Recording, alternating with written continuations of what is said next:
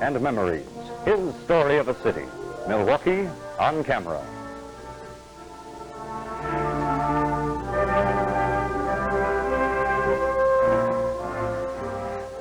Milwaukee on Camera, produced by your Milwaukee Public Library. Welcome, and once again we meet to hear the stories of men who watched and helped Milwaukee grow. And today we'll meet a man who came to Milwaukee when he was just a boy. Mr. Hollis B. was born in Gainesville, Georgia in 1888. In 1893, his brothers went to the Chicago Fair, and shortly after, he settled then in Milwaukee. In 1897, Hollis joined them. Now he is a successful businessman in Milwaukee and looks back on the growth of the Negro community here and also the contributions of Negroes to Milwaukee. Men and Memories, his story of a city. Milwaukee on Camera. Mr. Hollis, Mr. Kinner, I understand that you've made a study of the Negro history in Milwaukee. Could you tell us just how soon, when Negroes were in our city? Well, Negroes have been in the city, I think, from time immemorial, but we do know at least 121 years. That was before Milwaukee? Before Milwaukee was incorporated when it was known as Easttown. Well, now, I know there are many questions I could ask about the early contributions of the Negroes to our community, but take this one. When is the earliest record of a Negro voting in Milwaukee? There was a Negro by the name of Joe Oliver, voted for Solomon Juneau on the 19th day of September in 1835. There was 39 votes cast and in the whole community. Well, that was a very interesting election, wasn't it? Solomon Juneau was running for... Director of the Poor. And that was the first election in Milwaukee. That was the first election. Well, that was back in 1835. Well, between those years and, we'll say, the time that you came to Milwaukee, could you select some of the outstanding achievements of Negroes and their contribution here in the city? Well, two at least, outstanding contributions to the community at that time was the organization of the Methodist Church, AME Church. And shortly after that, the Mount Olive Baptist Church was organized, which is now Calvary Baptist Church. The name was changed.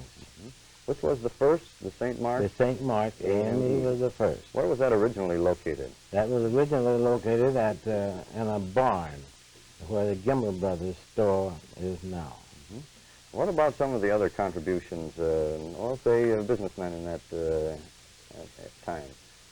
Well, at that time, we had at least the general men of the city elected George Scott to represent them at the Philadelphia Centennial.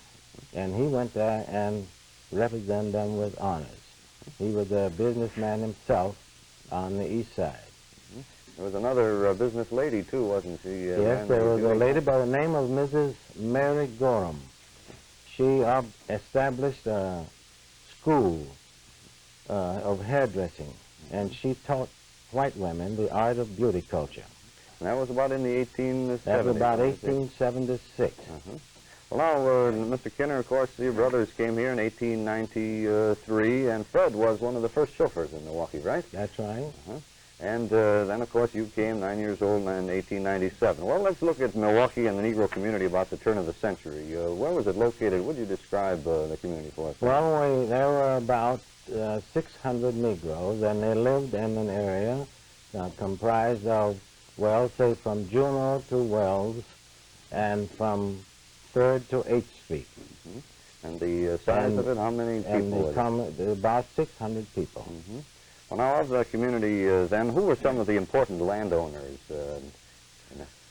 Well, some of the important landowners were Father Benjamin.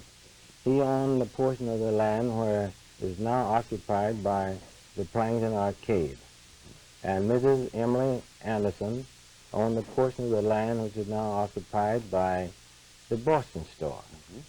And Kinner's, W.L. Kinner, owned the corner at 5th and Wells and had a hotel at 3rd and Wells. That's very interesting. Here's an old paper that tells the story of a new enterprise. The Kinner brothers coming to the front and following the teachings of their great leader, Booker T. Washington, as they get money and get property. And that property was on 5th and Wells. 5th and Wells. 5th and Wells. Well, now, Mr. Kinner, what about some of the other contributions of Negroes to our Milwaukee heritage? Let's look for a minute at politics and government. In 1906, we had Alex Price. He was the secretary to Sherburne M. Becker, and very often represented the mayor in the mayor's absence.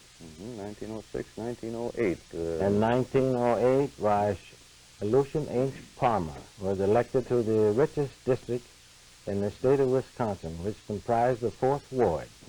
Was he the first? He was the first Negro elected to any state or city office. Well, now, what about in the field of cultural and educational in that area? What contributions were made? Well, before 1912, we had the Oddfellows Band, a 16-piece band. We had a lady by the name of Mrs. Martha Carter. She ran a dancing school and taught classical dancing. And we also had many things that would attract. Here's a picture of that of the Oddfellows group some time ago. How long ago was this picture taken, Mr. Skinner? That picture was before around 1908. 1908. And well, also we showed the old newspaper. Well, there were 2 newspapers about There was that 2 time, newspapers owned and operated by J.D. Cook and R. B. Montgomery, respectively. Well, now this one, the Wisconsin Weekly Advocate, who was the editor? That was J.D. Cook. Cook, and Mr. Montgomery's paper was The called? Milwaukee Enterprise. Well, this certainly is a wonderful memento of those days by, and a wonderful thing to keep. That picture was in 1903, September. Well, now, Mr. Kinner, about, when World War I was fought, Negroes, of course, made their contribution there, too, and some of them with their lives. How about after the war, the greatest influx of Negro citizens occurred here in Milwaukee? How do you account for that fact? Well, I know that my brother was sent south by the Fist and Vogel Company to recruit labor. And after that was done, why, other industrials also recruited forces to bring labor in here. And how large did the community then become in the next 5, 6, 7 years that followed? Well, perhaps tenfold. We had at least 6,000 to 7,000 people here at that time. Well, with this tremendous and quick growth of the Negro community, what would you say was the most important problem that faced the people? The most important problem was housing. And we were very fortunate to have Mr. and Mrs. Wilbur Halliard organized the Columbia Savings and Loan Association, and that relieved the condition very, very much. This problem of housing has been the historical problem of Negroes for some time. That's right. But now the problem is getting lessened and lessened through the activities of a number of organizations, and, well, particularly during this period of growth, the Urban League was beginning to take form and become organized. Could you tell us about the beginnings of the Urban League in Milwaukee, Mr. Kinner?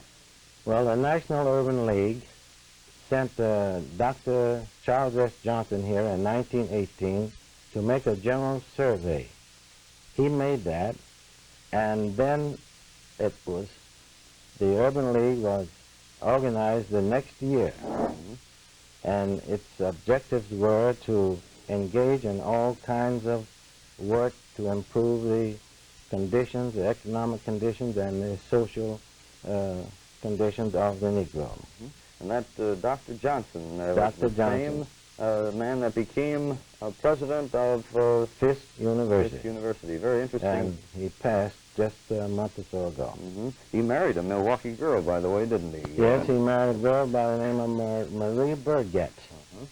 And here's an old picture that shows the wife of Dr. Johnson when she was a young girl. And this is a picture of your family, too. That's a picture of part of my family. My mother's on there, and sister-in-laws, and so forth. Well, now, Mr. Kinner, we know that there are many organizations and groups in the Negro community that are continuing to work to improve the social situation there. Could you give us an idea of some of those groups and the groups that you are a member of?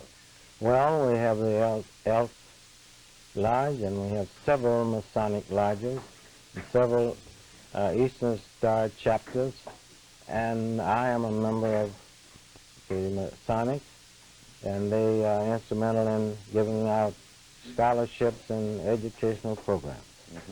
Well, now, Mr. Kinner, there's, as you look at the situation now, as a man active in civic and social affairs, how would you say the Negro community, its people, can continue to make effective contribution to the Milwaukee community and solve perhaps some of their own, some of their problems in the community?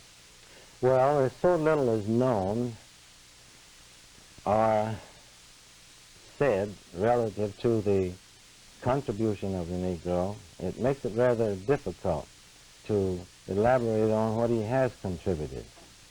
But nevertheless, perhaps it's the attitude that generally affects minority groups. But I feel that percentage-wise, the Negro has contributed a good deal, or a great deal, to the growth and the development of Milwaukee, especially in the field of sports, in the ministry, and teaching through the schools, and the social work, and the medical, and the legal profession. They have really done their part. Mr. Kinner, I wish we had more time to talk to you, because the heritage of the Milwaukee Negro has been great. The contributions have been important. And now we're very happy that you have been able to touch on some of the important and significant ones. I'm sure there are many, many more if we had time to continue. And now, Mr. Kinner, I want to say thanks very much for appearing on Milwaukee On Camera. And that's the story of Mr. Hollis B. Kinner, a man who came to Milwaukee when he was a boy, studied here, went to school here, graduated from the Milwaukee School of Engineering, and taught automotive engineering, went on to become a storekeeper, and then established a successful business in Milwaukee. Mr. Hollis B. Kinner, now active in civic, social, and community affairs. His recollections of the growth of the Negro community and its contributions to our city. Men and Memories. His story of a city. Mr. Hollis B. Kinner, Milwaukee On Camera.